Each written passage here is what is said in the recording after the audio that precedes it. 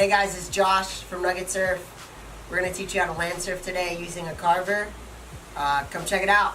Let's have fun. I'm using a Triton board by Carver. You can find the link to the board in the description below. Start by putting a slight bend in the knees and compress. Once you are steady on the board, begin to lean side to side, left to right. The goal here is to stay compressed with plenty of bend in your knees. Remember to use your arms. You have a lead hand and a backhand. Activate the pumping motion by propelling the head, shoulders, hands, and hips.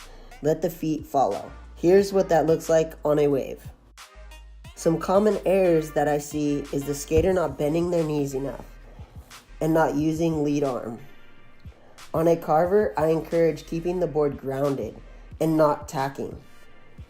Overswinging the arms and shoulders can create instability and may cause you to fall. Use your body as a whole to drive the pump.